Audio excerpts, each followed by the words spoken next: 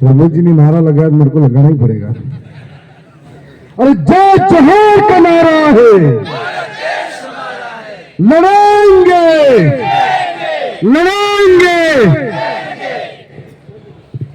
मंच पर उपस्थित हमारे लोकप्रिय सांसद साहब, मेरे साथी विधायकगण, अन्य इलाकों से आए हुए सभी तमाम जनप्रतिनिधि, मेरे सामने बैठे नौजवान युवा साथी, मेरी इज्जतदार माता बहने, आप सबको मेरी ओर से जोहार।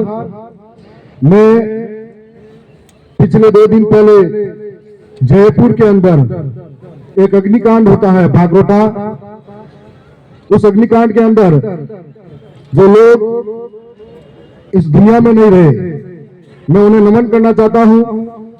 साथ में इस मां प्रकृति से दुआ करना चाहता हूं कि अभी जो जिंदगी की जंग से जूझ रहे हैं उन्हें ताकत दे, उनके परिवारों को ताकत दे, और साथ साथ हम सब उनको नमन करना चाहते हैं।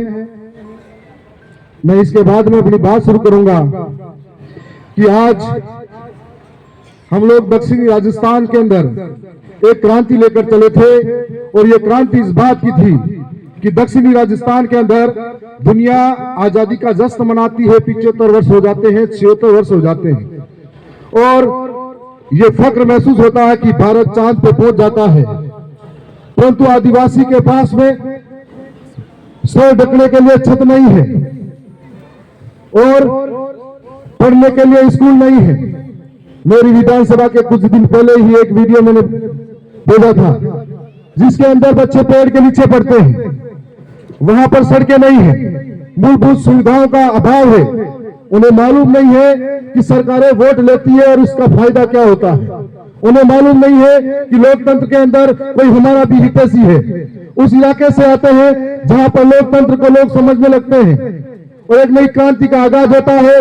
गांव गांव, गाड़ी गाड़ी से बच्चा बच्चा समझता है कि सरकारों में कोई व्यक्ति ऐसा होगा जो सरकारी सिस्टम में जाएगा, हमारे लिए बात करेगा, हमारे लिए सोचेगा। क्योंकि आज तक 75 वर्षों में बारी बारी से ये सरकारें आई गई, लेकिन वोट बैंक के नाम पर आदिवासियों के साथ धोखा किया। कभी विकास के नाम पर आदिवासियों को विस्थापित होना पड़ा, कभी स्टैच्यू ऑफ यूनिटी के नाम पर आदिवासियों को विस्थापित होना पड़ा, कभी खनन के नाम पर उनकी जमीनें हड़पी गई, कभी जंगलों को छीना गया, कभी हमारे घरों को उजाड़ा गया।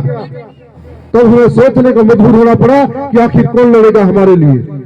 और हर घर से बिरसा मुंडा तैयार हुआ, हर घर से कंटे मामा तैयार हुए, हर घर से राणा पंजा तैयार हुए, हर घर से जयपाल होंडा तैयार हुए, हर घर से बाबा साहब अम्बेडकर तैयार हुए, और संवैधानिक लड़ाई को आगे लेकर चलने लगे। धीरे धीरे इसका महत्व समझ में आया। मैं भी एक साधारण परिवार से हूँ, यहाँ जो लोग हैं जनप्रतिनिधि हैं, सारे साधारण परिवार से हैं। शायद लोकतंत्र के अंदर जो हालात आज की तारीख में बना हुआ है, चाहे वो कांग्रेस हो या बीजेपी हो, जहाँ टिकट लेने की होड़ में या फिर पैसों के माध्यम से चुनाव जीतना, हमारे लिए सपना देखना भी मुश्किल था कि ऐसी जगह पे चुनाव जीत कर जाएंगे। लेकिन ये धरातल की आवाज थी, जनता की आवाज थी, किसान की आवाज थी, मजदूर की आवाज थी, एक बेरोजगार की आवाज थी, और जिनके रगों में भ्रष्टाचार दौड़ रहा है उनको खत्म करने की सबकी आवाज थी।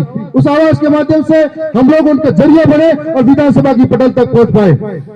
विधानसभा के अंदर जाने के बाद में पहली बार लोगों को पता लगता है कि दक्षिणी राजस्थान के अंदर ये अंधी पैरी गूंगी सरकारों को नजर आता है कि इस तरीके की समस्या होती है।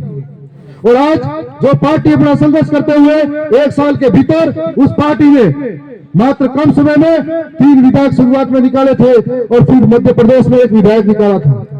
धीरे धीरे ये पार्टी अपना विकराल रूप लेती हुई ये पार्टी आगे बढ़ती है, और पार्टी आगे बढ़ते हुए लोकसभा से सांसद उम्मीदवार को जिताकर दिल्ली भेजती है। तो दिल्ली के जो दरबार है, दिल्ली का सियासन है, वो भी डगमगाने लगता है कि आज ये दक्षिणी राजस्थान की पार्टी धीरे धीरे मध्य प्रदेश, महाराष्ट्र, गुजरात, आंध्र प्रदेश, झारखंड, छत्तीसगढ़ तक विचारों को लेकर पहुंच गई है।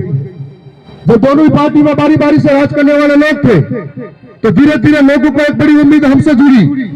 लेकिन दोनों ही पार्टी के साथ में जिस तरीके से धोखा खाया हुआ पूर्वी राजस्थान, जिस तरीके से धोखा खाया हुआ पश्चिमी राजस्थान हो या उत्तरी राजस्थान हो, सबने एक विश्वास और भरोसा जताया कि भारत आदिवासी पार्टी के साथ जुड़ेंगे तो शायद हमारे साथ न्याय करेगी। जिस प्रकार की समस्या इस इलाके के अंदर है, उसी प्रकार की समस्या हम लोगों ने इस इलाके के अंदर भी देखी। वो शिक्षा का अभाव हो, रोजगार का अभाव हो, या भ्रष्टाचार नस नस में भरा हो, या किसानों के नाम पर, और ये जो अभी नहरों का पानी लाने के लिए इस EPR की योजना के बारे में झूठा बंडा फोड़ रहे हैं, इसके बारे में भी आज कितने सारे विधायक इसके मुद्दे पर चुनाव जीतते गए, लेकिन आज ये पानी का मुद्दा यहाँ पर झूठा साबित हुआ। इस तरीके से धोखे में रखा गया तो लोग हमसे जुड़ने लगे और जुड़ कर एक उम्मीद के साथ में आने लगे कि भारत आदिवासी पार्टी, इनके कार्यकर्ता, इनके लोग हमें एक नई आजादी की किरण दिखाने के लिए आएंगे। हम लोगों की समस्या एक जैसी है। दक्षिणी राजस्थान के अंदर जब बेरोजगार काकी डूंगरी के नाम पर पहाड़ों पर चढ़े थे सरकार से जंग लड़ने के लिए, तब यही सरकारें निर्दयी होकर हमारे बेरोजगार को कुचलने के लिए हजारों लोगों पर लाठीचार्ज किया था, और जो 22 शहीद हुए थे उस वक्त हमारे यहाँ पर हजारों बेरोजगारों के ऊपर केस लगा था, जिन्होंने पढ़ाई मजबूरी में की है और मजबूर नौजवानों को केस झेलना पड़ा। और इसी प्रकार से इंटर वालों को लगा कि हमारे साथ सरकारें हैं, लेकिन जब गुज्जरों का आंदोलन हुआ था हजारों गुज्जर शहीद हुए थे और हजारों गुज्जर अपनी मांगों के लिए उनके आंदोलन को कुचला गया था, तब भी यही सरकारें थी। और इसके बाद में हम स्वयं सम्रावता गांव गए थे, सम्रावता गांव के लोगों के साथ भी यही घटना ये सरकारें करती है, तब समझ में आता है मेरा समाज के लोगों को कि सरकारें हमारे साथ कभी नहीं हो सकती। हम लोग दौसा के अंदर गए थे, हम लोग सवाई माधोपुर में गए थे, सम्रावता गांव के अंदर गए थे, उनकी हालत देखकर आंखों में आंसू आए, तरस आ जाए। ये हालत थी कि कैसी निर्दयी सरकार है जो इंसान को नहीं पहचान पाती है, कैसी निर्दयी सरकार है जो इंसान के दर्द को नहीं पहचान पाती है, किसानों के दर्द को नहीं पहचान पाती है, ये कैसी सरकार है जो बेरोजगारों को, नौजवानों के दर्द को नहीं पहचान पाती है। जब हम लड़े हैं तब इन सरकारों की साजिश से हमारे खिलाफ रही है। आज हम सभी को कहना चाहते हैं ये लड़ाई पूरी दक्षिणी राजस्थान के सिर्फ आदिवासी की नहीं है, यहाँ पर पशुपालक समाज भी आया हुआ है, अन्य तबके के लोग भी आए हुए।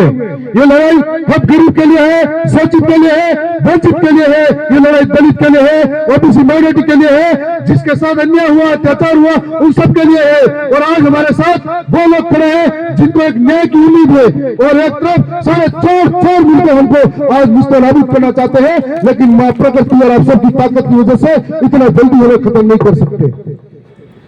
अभी तो शुरुआत हुई है दक्षिणी राजस्थान से पूरे राजस्थान के अंदर आने की, धीरे धीरे देश भी इंटरनेशनल तक भी ये विचार जाएंगे। तमाम विचारों के साथ में मैं यही कहना चाहूंगा कि जिन्होंने भरोसा करके साथ दिया है, पूर्वी राजस्थान के अंदर बहुत सारे लोग पढ़े लिखे हैं, समझदार भी हैं, लेकिन जिस सर्टिफिकेट से नौकरी लगे उस समाज को ऊंचा जाने के बाद नीचा देखना पसंद नहीं किया। पूर्वी राजस्थान के अंदर कई सारे अफसर बन गए, अपना अपना देख लिया, परिवार का देख लिया, लेकिन उस समाज को आगे बढ़ाने का नहीं सोचा।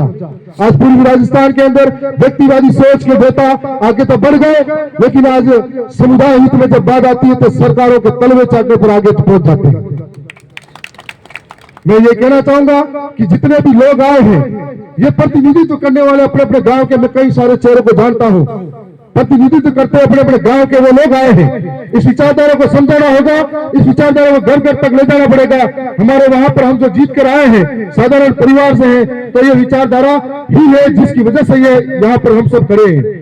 आने वाले समय में हम सब मिलजुल कर लड़ेंगे, और ये सरकारों के खिलाफ भी लड़ेंगे, ये मनुवादी ताकतों के खिलाफ भी लड़ेंगे, भ्रष्टाचार के खिलाफ भी लड़ेंगे, युवाओं के हक के लिए भी लड़ेंगे, शिक्षा के लिए लड़ेंगे, मूलभूत सुविधाओं के लिए लड़ेंगे। और आने वाले समय में अगर एकजुट रहे तो हर लड़ाई को हम आसानी से जीतेंगे भी। मैं पुनः धन्यवाद कहूंगा।